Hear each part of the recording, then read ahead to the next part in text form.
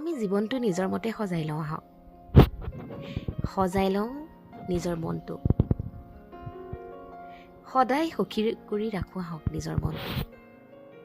কোনে কি কৈছে, কোনে কি ক'ব সেইটো গুৰুত্ব নিদি সদায় নিজৰ গতিপথত আগবাঢ়ি যাওঁ, নহয় জানো? ভাল পোৱা আৰু বেয়া পোৱাবোৰ মানুহৰ খন্তেকীয়া।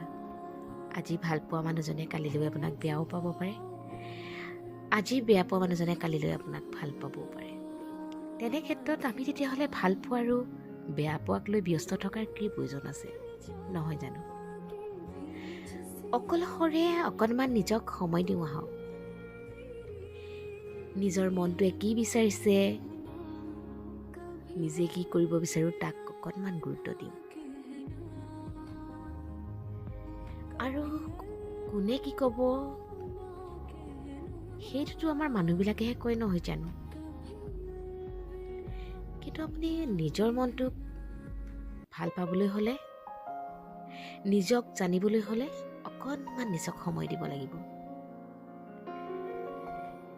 আপুনি যদি পাহাৰ ভাল পায়, পাহাৰৰ কাষত যাওক। আপুনি যদি ফুলক ভাল পায়, ফুলৰ কাষত যাওক। অনঘল কথা পাতক প্ৰকৃতিৰ সৈতে। আপুনি সুখী থাকিব আৰু আপোনাক একো নালাগিব। মই কোৱা কথাষাৰ যদি মিছা, এদিন কৰি চাবচোন। আৰু এটা কথা, চইচটো সদায় নিজৰ। আৰু নিজক যেতিয়া আপুনি ভাল পাব নহয়, আপোনাক কোনেও দুখী কৰিব নোৱাৰিব।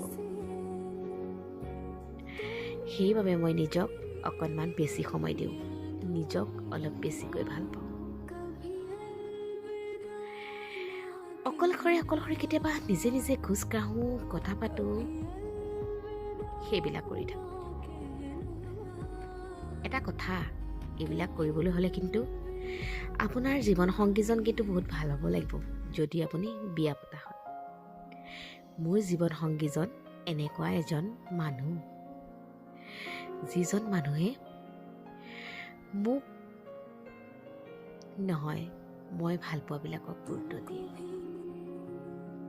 তেনেহ'লে আৰু কি লাগে?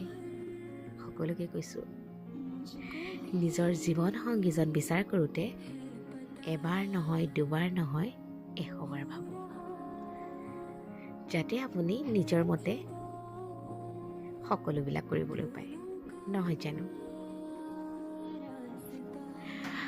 যেতিয়া তেওঁ আপোনাক